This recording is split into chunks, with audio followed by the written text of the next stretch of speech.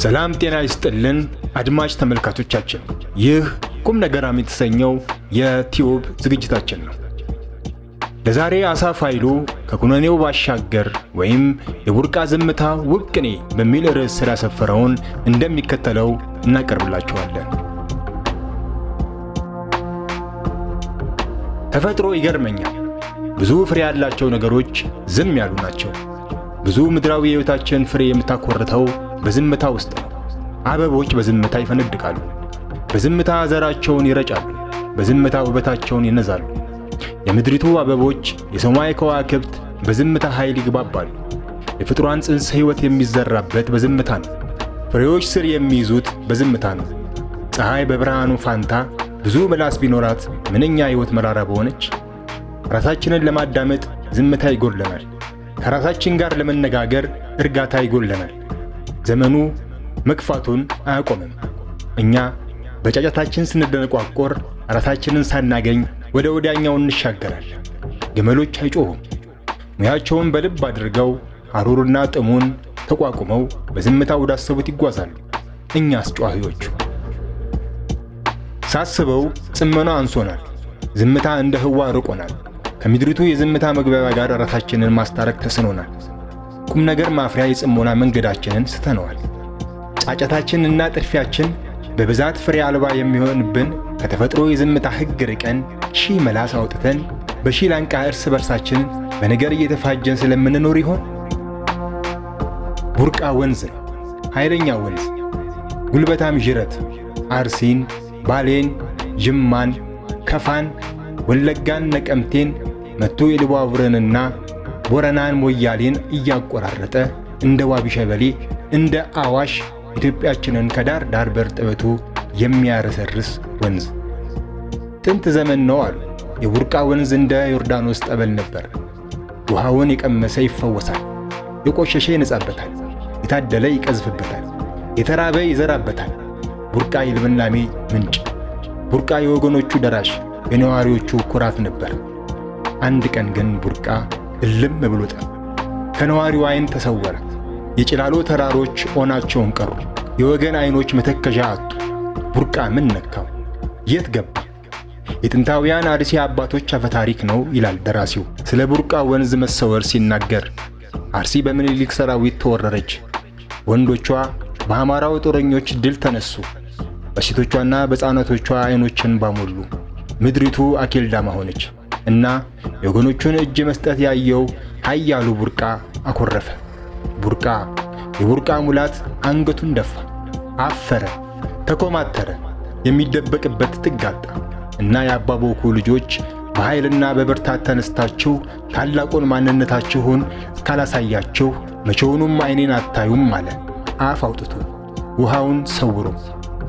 ጀግንነታችሁ የተገለጠ ቀን ግን አፍሬ ከተደበቅኩበት ከርሰ ምድር ዳግመኛ በኩራት በመካከላችሁ ልፏለል እወጣለሁ፣ እስከዚያው ደህና ቆዩ ብሎ ወደ መሬት ውስጥ ሰርጎ ገባ ቡርቃ። ከዚያን ጊዜ ጀምሮ ቡርቃ አንዳንዴ ከተራሮች ግርጌ ገንፍሎ ወደ ሌላ ተራራ ግርጌ ሲገባ ይታያል። የአርሲም ምድር ከመሬት በታች እየፈሰሰ የሚያለመልመውም እርሱ ነው። ሆኖም ቡርቃ ኑሮውን በመሬት ውስጥ እንዳደረገ ቀረ። የጭላሎን ተራሮችም ታላቅ ቁዘማ ወረሳቸው። ቡርቃም ዝም፣ አሩሲም ዝም፣ ኦሮሞም ዝም አሉ ለ100 ዓመት ይላል ደራሲው። አንድ ትንቢት ግን አለ፣ በአዛውንቱ የሕዝብ መሪ በአባዱላ ዋቆ አንደበት የተነገረ። ትንቢቱ ይህ ነው። አባዱላ ዋቆ የሞቱ ዕለት የቡርቃ ምድር በአመፅ ትናወጣለች። አንገቱን የደፋው ኦሮሞ በታላቅ ግርማና ሆታ ይነሳል። ያን ጊዜ ቡርቃ በኩራት አንገቱን ቀልሶ ዳግመኛ በወገኖቹ መካከል በኩራት መፍሰስ ይጀምራል የሚል ንግርት። ይህ የቡርቃ ዝምታ መጽሐፍ ያ ታላቁ የኦሮሞዎች የማንነት ትንሣኤ እውን ስለሚሆንበት ታሪክ ወይም ስለዚያ ቀን መምጣት ምልክቶች የሚያወራ መጽሐፍ ነው። የቡርቃ ዝምታ በምናብ፣ በእውን፣ በታሪክ፣ በአፈ ታሪክ፣ በፖለቲካ እና በአመራር እውነቶችና ሲቃዎች ታጅቦ ይተርከዋል ቡርቃን። አንድ እምነት አለኝ፣ እምነቴም መታመን ነው። ደራሲው ለታሪኩና አፈ ታሪኩ መታመን አለበት። ተደራሲው ወይም እኛ አንባቢያን ደግሞ ለደራሲው ሐሳብ መታመን አለብን። ደራሲው ታሪኩን ታምኗል፣ ለባህሉ ዕውቅና ሰጥቷል። የቡርቃን ኩርፊያና ሐዘን ምክንያቶች ለእኛ ለተደራሲዎቹ እንደወረደ ማቅረቡን መርጧል። ተደራሲው በጣዕሙ ላይ ብይን ከመስጠት በፊት የቀረበለትን ማዕድ በእርጋታ መቋደስ አለበት። ለመቀበል ጽሞና፣ ለማንበብ ጽሞና፣ ለመረዳት ጽሞና፣ ለመረዳዳት ጽሞና፣ ለመግባባት ጽሞና ያስፈልገናል። ልብ ለልብ ለመገላለጥ ከጮታችን ፈቀቅ ማለት ያሻናል። ደራሲና ተደራሲ ታሪክና አፈታሪክ እንደ ቅዱስ ቁርባን በመሰለ የዝምታና የጽሞና ሥርዓት ውስጥ ማለፍ አለባቸው። ለመግባባት የወንዙን ሙላት ለመቀበል የወንዝ ድንጋዮች ደረታቸውን ገልብጠው ለውሃው እንደሚሰጡት ሁሉ የታሪክን ጣዕም ለመረዳትም ተደራሲው ለደራሲው ሐሳብ ልቡን ከፍቶ መስጠት አለበት። እኔ ያደረግኩትም ያንን ነው። ከሁለት አስርት ዓመታት በፊትም ዛሬም ወደፊትም ደራሲው ወይም እኛ ሟቹ ተስፋዬ ገብረአብ በቡርቃ ዝምታ መጽሐፍ የቡርቃን ረጅም ዝምታና እንቅልፍ ብቻ መስክሮ አያበቃም። የደራሲው ዓላማ የተኛውን ቡርቃን በስንጥር በፍላጻ በረጅም በትር ቆስቁሶ ነቅሶ ወቅሶ ለመቀስቀስ ይሆን? በትክክል አላውቅም። ብዙዎች የደራሲው ፍላጎት የቡርቃን ዝምታ መተረክ ሳይሆን ቡርቃን ከዝምታው መቀስቀስ፣ ቡርቃን ከአርምሞ ማናጠብ፣ የቡርቃን የሰላም ውሃ በወገን ደም ወደ ቀለመ የራእይ ወንዝነት መቀየር ነበር ይሉታል። አንዳንዶችም በዚህ የተነሳ የአባቱን ስም ቀይረው ተስፋዬ ገብረ እባብ ሲሉ ይጠርተውታል። ነው ወይ? ደራሲው አፍሪካዊ ባህልን በጣፈጡ ቃላት ተራኪ ወይስ የክፋት መርዞችን ከተከደኑበት ከፍቶ ጠብን በምድሪቱ ላይ የሚዘራ ነገር አዋሻኪ ዳግማዊ ፓንዶራ? አላውቅም። ሊሆን ይችላል፣ ላይሆንም ይችላል። እግዚአብሔር ይወቀው። የሐወኔ አምላክ ይፍረደው፣ የዋቁ አባዱላ አምላክ ይፍረደው። አንድ ነገር ግን በእርግጠኝነት አውቃለሁ፣ ደራሲው ልቤን ማስደመሙን። የቡርቃ ዝምታ በደራሲው ፖለቲካዊ ዳራ ላይ የቡርቃን የዝምታ ውሃ እንደ መቸለስ አድርጌ በወስደውም ደራሲው ከኦሮሞ አባቶች መዳረሻ ርቆ ከቡርቃ ዝምታ ጋር የቀላቀላቸው እጅግ ጨዋሂ ድምጾች አኬልዳማ ታሪኮች አሉ። ከመረብ ወንዝ ባሻገር ዘልቆ የሚተርከውን የአክሱማውያን ምድር የተጋድሎ ታሪክ ከቡርቃ ወንዝ ርቆ በሳህል በረሃዎች ውስጥ አቋርጦ የሚተርከውን የባሕረ ነጋሲ ገድል ከቡርቃ ዝምታ ብዙ ስለራቀብኝ በዚች የተመጠነች ቅንጭብ ጽሑፍ ለማቅረብ ስለሚበዛብኝ ሌላ ጊዜ በይደራ ቆይቼ በትሕትና አልፌው ነው ስለ ጭላሎ ተራሮች የማወራው።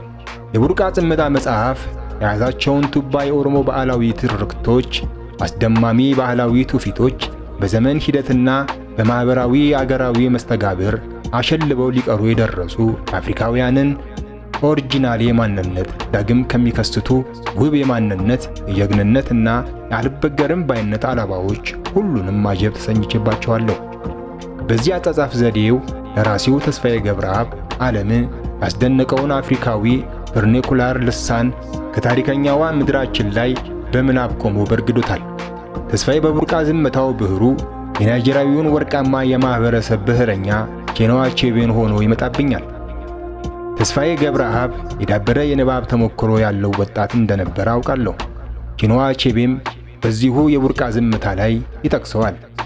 ቅኝ ገዢዎች መጥተው አዲስ ዘመናዊ የአውሮፓውያንን ባህል ለአፍሪካውያን ከማስተዋወቃቸው በፊት ስለነበረው ቱባ አፍሪካዊ ባህል የሚተርከውን ቺኖዋ አቼቤን ነው የሚያስታውሰኝ። በቡርቃ ዝምታ የታጨቀው ባህላዊ ሥርዓቶችና ሽለላ፣ አልባሳትና ተፈጥሯዊ አገላለጾቹ በቲንግስ ፎል አፓርት፣ በኖ ሎንገር ሳት ኢስት፣ በናሮ ኦፍ ጋድ፣ በኤማን ኦፍ ዘ ፒፕል፣ በአንቲልስ ኦፍ ሳቫና፣ በእነዚህ በሁሉም ቺኖዋ አቼቤ አልሞት ባይ ተጋዳይ ሆኖ አፍሪካዊ ማንነቱን ይዞ አፈር ልሶ ለመነሳት የሚገዳደረውን የአፍሪካውያንን ነባር ባህል ቀደምት ማንነትና የገጠመውን ብርቱ የህልውና ፈተና ከተቀናቃኞቹና ከስነ ልቦናዎቹ የሚማርክ አፍሪካዊ ቀለም አላብሶ ተርኮልናል።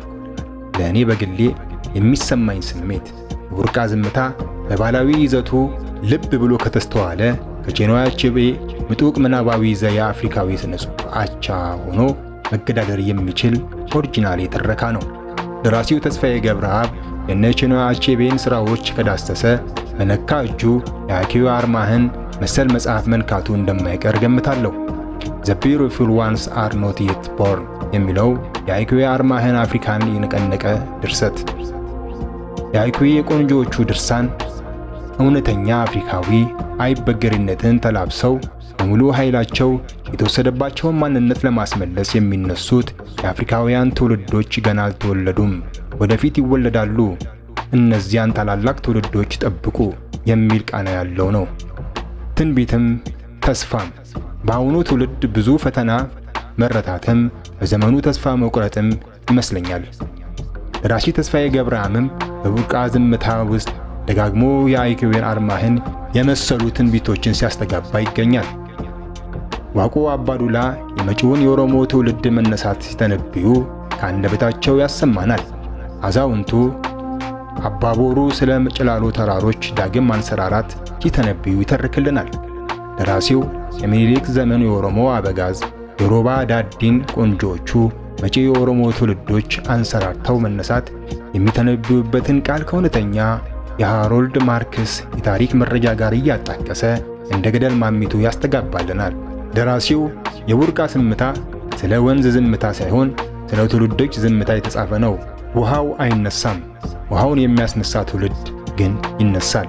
ተነሱ እናንተ የምድር ጎስቋሎች የሚል የመሰለ የአኖሌ ዋቆን የዚህን ዘመን ትውልድ ብርቱ መንፈስ ሊያሳየን ይሞክራል።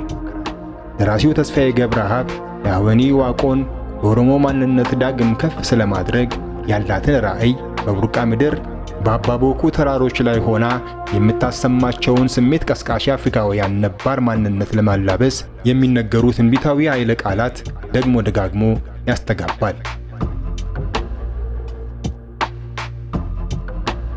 ተስፋዬ አንባቢ ነው።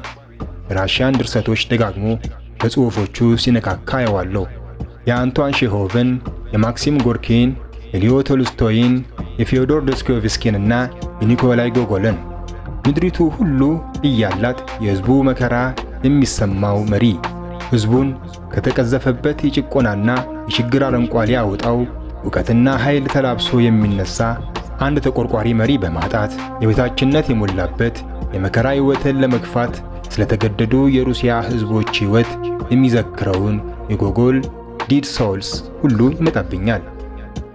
ይህን የተስፋዬን የቡርቃ ዝምታ ሳነብ የታራስ ቡልባን ዘመን አስበዋለሁ። የሚሃኤል ሾሎሆቭን ኤንድ ኳይት ፍሎ ዘ ዶን ድርሰት በሐሳቤ አየዋለሁ። ደራሲው እነዚህን የሩሲያ ደራሲዎች ቀደምት ታዋቂ ሥራዎች እንዳነበበ አልጠራጠርም። በቡርቃ ዝምታ ድርሰቱ ውስጥ ተስፋዬ ስቦ ሊያመጣ የፈለገው ተወራራሽ መንፈስም ይኸው ይመስለኛል። በተለይ የቡርቃ ዝምታ ከሚለው ተመሳሳይ ርዕስ የያዘው የዛሬ 100 ዓመት ገደማ በአራት ክፍል የተጻፈው የሩሲያዊው የኖቤል ተሸላሚ ጸሐፊ ሚሃኤል ሾሎኮቭ ሥራ ውል ይልብኛል። ኤንድ ኳይት ፍሎስ ዘ ዶን በሚል ዕውቅ ድርሰቱ ሚሃኤል ሾሎኮቭ ተስፋዬ ትረካ መነሻ የሆነውን መዝገበ ቃላት ሳያቀብለው አይቀርም።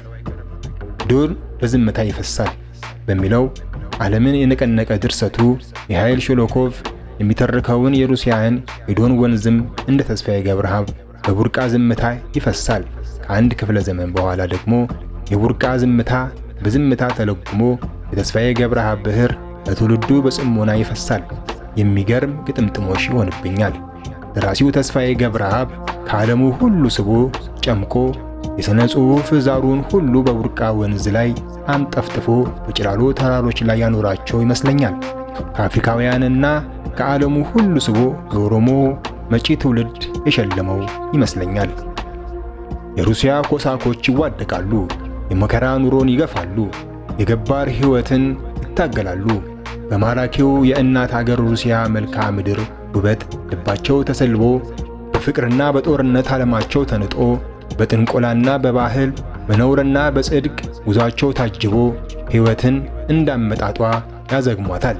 ዶን ወንዝ በዝምታ ተውጦ ይፈሳል፣ የቡርቃ ወንዝም።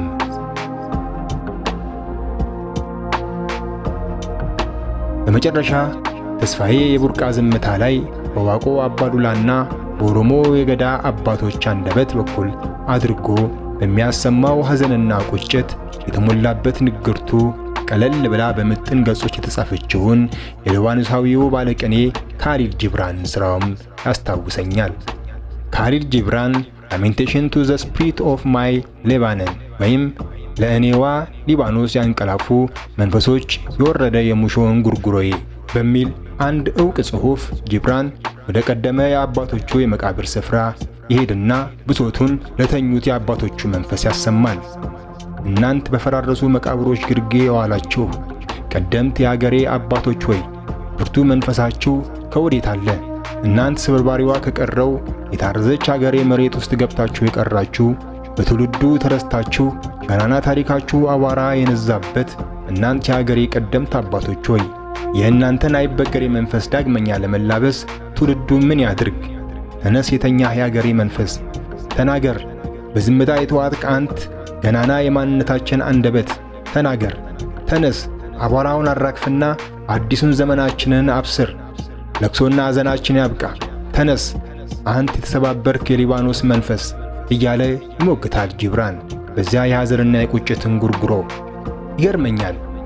ይህም የታላቁን ኢትዮጵያዊ የፊልም ሰሪ አሊ ገሪማን ከጋናዎቹ አይበገሬ አፍሪካዊ መንፈስ ከሳንኮፋ ተውሶ ለመላ አፍሪካውያን ያሰሙትን የቀደመ ያልተበረዘ የአባቶቻችንን መንፈስ የመላበስ የሰማያት ላይ እንጉርጉሮ በውስጤ ቁስቁስብኛል። ይገርመኛል። አዎ ተስፋዬ ያልቆፈረውና ጎትቶ ያላመጣው መንፈስ የለም። ከዓለሙ ማዕዘናት ሁሉ የተኙ መንፈሶችን ሰብስቦ ቡርቃ ውስጥ ጨምሯቸዋል። ከልዩነቶቻችን ባሻገር፣ ከክፋቶቻችንና እርዛቶቻችን ባሻገር፣ ከጫጫታዎቻችን ባሻገር ጥበብ ትውልድን ከትውልድ የማቀራረብ ኃይለኛ ጉልበት እንዳለው ነው የማየው። ዓለም በጥበብ ኪሮሽ ስትሰፋ ምንኛ ቅርብ ናት እላለሁ የነገሮችን ትልፍልፎሽ እያየው።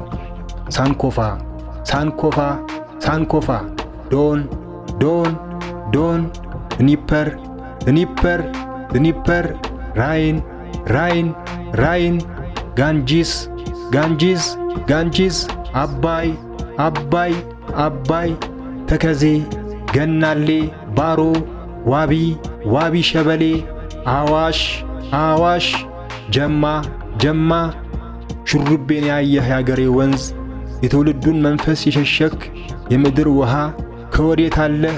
ተነስ ተነስ ፍሰስ።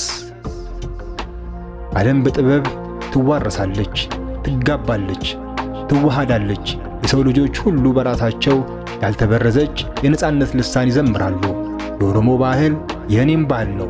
የአማራ ማንነት የእኔም ማንነት ነው። የከንባታው የአድያው ዝማሬ ነፍሴን ያበለጽጋታል። የትግሬው፣ የኩናማው፣ የየሙ፣ የዛዩ፣ የቅማንቱ፣ የአደሬው፣ የሲዳማው፣ የወላይታው ብዙ ውብ ኦሪጂናሌ የነጻነት ድምጾች ይሰሙኛል። ከቡርቃ ወንዝ ዝምታ ባሻገር ሊመጣ ያለው የኢትዮጵያውያን የሰላምና የወንድማማችነት አይበገሬ ድምፅ እንደ ኅብረ ዝማሬ ሆኖ ይሰማኛል። የቡርቃ ዝምታ አንድ ቀን ያበቃል። ኦሮሞ ብቻ ሳይሆን ኢትዮጵያን ሁሉ አንድ ቀን እጅ ለእጅ ተያይዘው በኅብረት ይነሳሉ። ዝምታው ይሰበራል። ታላቅነታችን ይበስራል። ቆንጆቹ አሸልበው አይቀሩም። ለዛሬ አበቃን። ደራሲውን ፈጣሪ ያስበው። ሰናይ ቀን። አሳፍ አይሉ